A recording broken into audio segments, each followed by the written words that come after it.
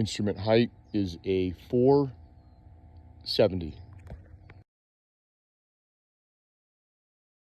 I'm currently set up on an old GLO point. GLO meaning General Land Office. I've got the Wild Purebred T2 set up. There is my plate level. Here is my coincidence bubble. Here is Kitt Peak National Observatory being sighted into the scope.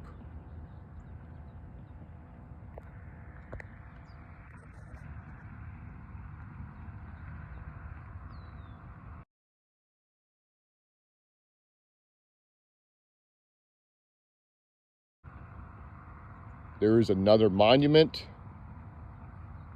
right where I'm being sighted in on. And here is the angle.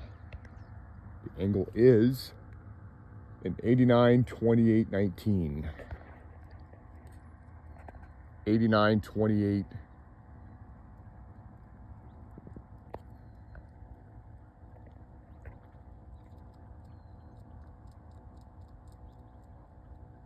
That's 89 degrees, 28 minutes, and it appears to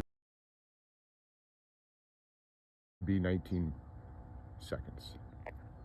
Here is my face right in the first set. This is a 270, 3140.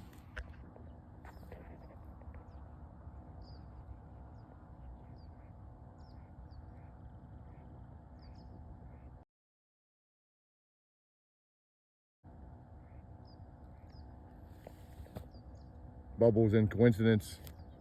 Plate level looks good. Angle is booked. This zenith angle is 89-28-19.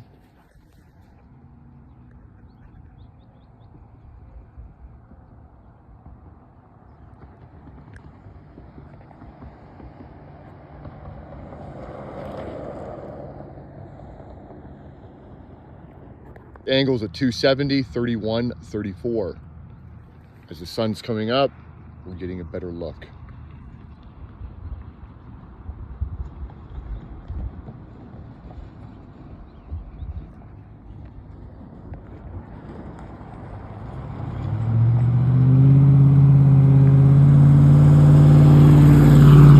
And here's a good look of the entire Kitt Peak National Observatory.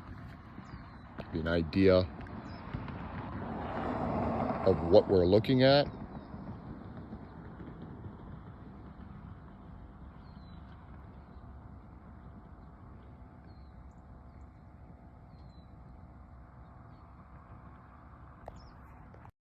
Okay, so let's take this data that we collected from the observation this morning, and let's input that into Walter Bisland's Earth Curvature Calculator, and let's see how close his prediction is to the measurement I actually made.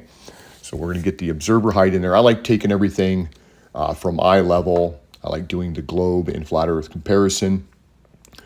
Observer height is a 3304.7. Target distance will be in feet, so the implied precision can be 3 places to the right of the decimal. That's a 251.840 or 47.578 miles.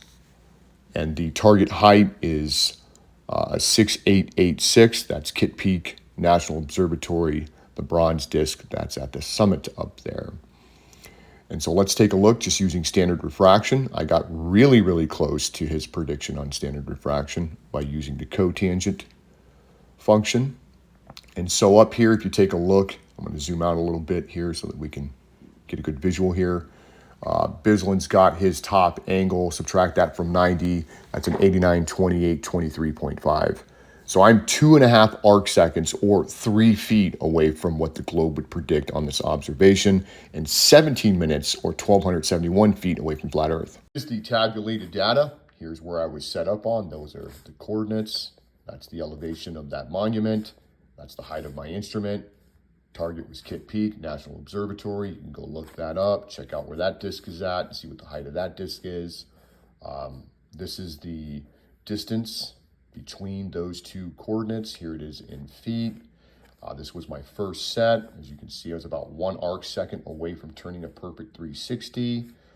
This is that corrected face left. You just take whatever this is, chop it in half, add it to there since you're short. This was 7, so add 3.5. Here's that corrected angle. Add those two together, divide them by 2, and we've got a likely probable average. Take the cotangent of that, run through all those numbers without refraction and correcting for the curvature of the Earth. This is where it would put us. So if we minus 6886 from that, we would have our refraction, and then just divide it by the distance and tangent that, and there's your refraction angle. Coming over here, I was 2.5 arc seconds away from what the globe would predict for this measurement. If you tangent that out in degrees, it would be about 3 feet from the globe. Coming over here, we're plus or minus 17 minutes, 23.8 arc seconds. Tangent that out, it'd be 1,271.265 feet from flat Earth.